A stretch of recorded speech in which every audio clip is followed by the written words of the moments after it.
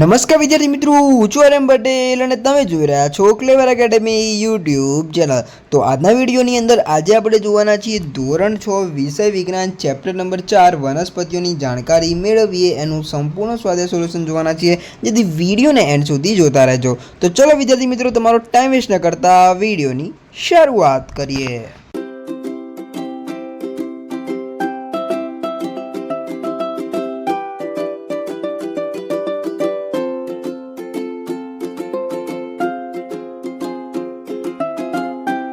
विद्यार्थी मित्रों, वीडियो की शुरुआत करूँ एना पहला हूँ तमने कही दूँ कि आ चैनल सब्सक्राइब कर देजो, कारण के आ फर्स्ट एग्जाम नी अंदर सौथी पहला अपनी चैनल बनवानी छे। धोरण 6 थी लईने 12 ना फर्स्ट एग्जाम ना मोस्ट आईएमपी तमने मळवाना छे आ चैनल ऊपर। अत्यारे तमने चकासवुं होय चकासी लेजो, जोवुं होय तो जोई लेजो। तमने यूट्यूब नी अंदर एक बी एवी चैनल नहीं मळे तमने धोरण 6 ना आईएमपी आलती होय, धोरण 7 ना आईएमपी आलती होय, धोरण 8 ना आईएमपी, पण आपणे तमने आपवाना छे, जेथी चैनल सब्सक्राइब करीने राखजो। ओके, तो चलो जोई लईए આપણું સંપૂર્ણ સ્વાધ્યાય સોલ્યુશનની વાત કરી દઈએ। તો પહેલું છે નીચેના વાક્યોને સુધારીને તમારી નોંધપોથીમાં ફરીથી લખો। તેમાં પહેલું છે પ્રકાંડ જમીનમાંથી પાણી અને ખનિજ ક્ષારોનું શોષણ કરે છે। તો કેવી રીતે આવશે? મૂળ, પ્રકાંડની જગ્યાએ શું આવશે? મૂળ, બાકી બધું એમના એમ રહેશે। મૂળ જમીનમાંથી પાણી અને ખનિજ ક્ષારોનું શોષણ કરે છે। વાત કરી લઈએ બીજું, પર્ણો વનસ્પતિને ટટ્ટાર રાખે છે। તો પર્ણોની જગ્યાએ શું આવશે? પ્રકાંડ, પ્રકાંડ વનસ્પતિને ટટ્ટાર રાખે છે। વાત કરીએ આગળ ત્રીજું, મૂળ પાણીનું વહન પર્ણો સુધી કરે છે। તો મૂળની જગ્યાએ શું આવશે? પ્રકાંડ, પ્રકાંડ પાણીનું વહન પર્ણો સુધી કરે છે। પુષ્પમાં વજપત્રો અને દલપત્રોની સંખ્યા હંમેશા સમાન હોય છે। પુષ્પમાં વજપત્રો અને દલપત્રોની સંખ્યા સામાન્ય રીતે અસમાન હોય છે। સમાનની જગ્યાએ શું આવશે? અસમાન, બાકી કંઈ જ બદલાશે નહીં। ઓકે, વાત કરી લઈએ આગળ। જો પુષ્પના વજપત્રો જોડાયેલા હોય તો તેના દલપત્રો પણ જોડાયેલા જ હોય છે। જવાબ, જો પુષ્પના વજપત્રો જોડાયેલા હોય તો તેના દલપત્રો જોડાયેલા હોય કે ન પણ હોય, હોય બી શકે અને ન પણ હોઈ શકે। ઓકે, વાત કરીએ આગળ છઠ્ઠો, જો પુષ્પના દલપત્રો જોડાયેલા હોય તો તેનું સ્ત્રી કેસર દલપત્ર સાથે જોડાયેલું હોય છે। જો પુષ્પના દલપત્રો જોડાયેલા હોય તો તેનું સ્ત્રી કેસર દલપત્ર સાથે જોડાયેલું હોય અથવા ન પણ હોય। બરોબર, યાદ રાખી લેજો। વાત કરી દઈશું હવે તમારો પ્રશ્ન આવે છે આકૃતિ દોરો। તમને 2 માર્ક્સમાં પૂછાય કે પુષ્પની આકૃતિ દોરો અથવા પર્ણની આકૃતિ દોરો અથવા સૂટી મૂળની આકૃતિ દોરો। 2 માર્ક્સમાં પૂછાઈ શકે છે, તો તમારે નામ સાથે દર્શાવવું પડે। પર્ણની આકૃતિ આવી રીતે આવશે: પર્ણદંડ, મધ્ય શિરા, શિરા અને પર્ણપત્ર। બરોબર છે। સોટી મૂળની અંદર આને કહેવાય મુખ્ય મૂળ અને આને કહેવાય પાર્શ્વ મૂળ। બસ 2 દર્શાવવાનું રહેશે। અને પુષ્પની અંદર સ્ત્રી કેસર, દલપત્ર, પુકેસર અને વજપત્ર। તો આ 3 આકૃતિ છે, જોઈ લેજો।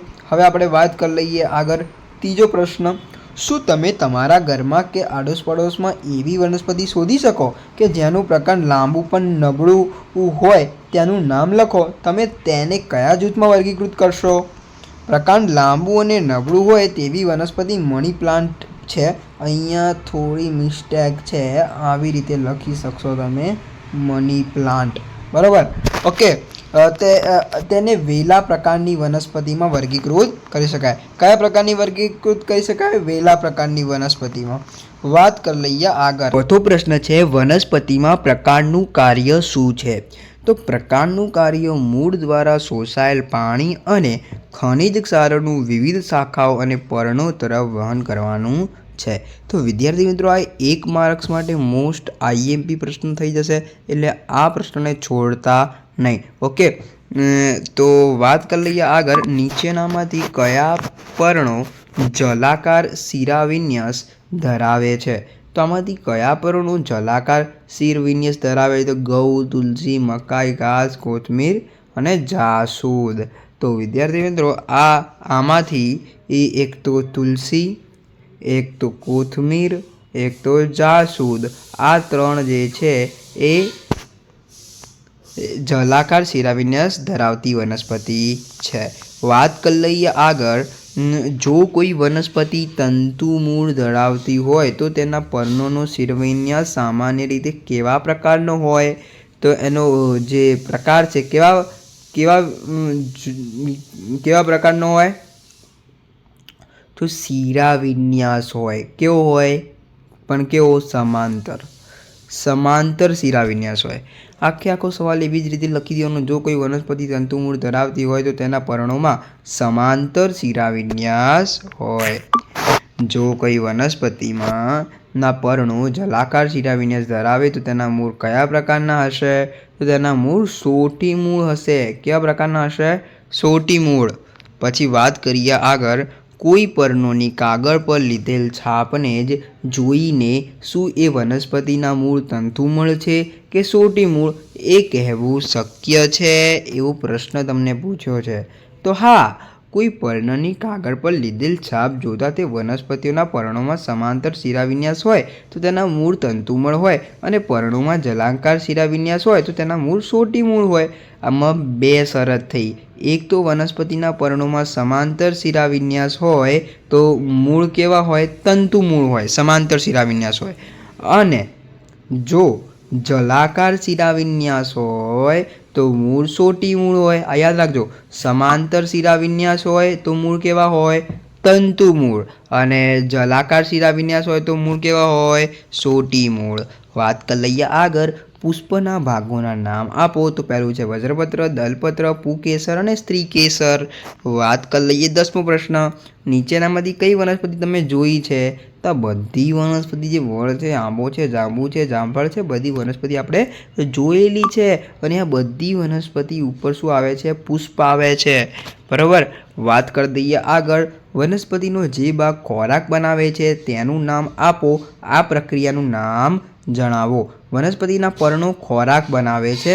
વનસ્પતિના ખોરાક બનાવવાની પ્રક્રિયાને પ્રકાશ સંશ્લેષણ કહે છે. તો આ મોસ્ટ આઈએમપી છે, વેરી મોસ્ટ આઈએમપી. તૈયાર કરી દેજો. તમને બે રીતે પૂછાઈ શકે કે પ્રકાશ સંશ્લેષણની વ્યાખ્યા આપો. તો વનસ્પતિની ખોરાક બનાવવાની પ્રક્રિયાને એ પ્રકાશ સંશ્લેષણ કહે છે. પુષ્પના કયા ભાગમાં તમને બીજાશય જોવા મળશે? તો પુષ્પના સ્ત્રીકેસર ભાગમાં બીજાશય જોવા મળશે. બરોબર. પુષ્પના કયા ભાગમાં બીજાશય જોવા મળશે? તો સ્ત્રીકેસર ભાગમાં બીજાશય જોવા મળશે. જોડાયેલ તથા છૂટા વજપત્ર હોય તેવા બે પુષ્પના નામ આપો.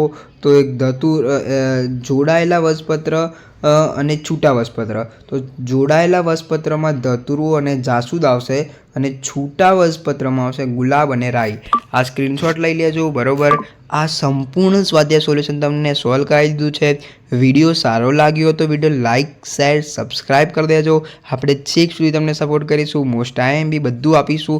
ખાલી ચેનલને સબસ્ક્રાઈબ કરીને નાખજો. તો મળીએ નેક્સ્ટ વિડીયોમાં. ત્યાં સુધી good bye, take care, all the best.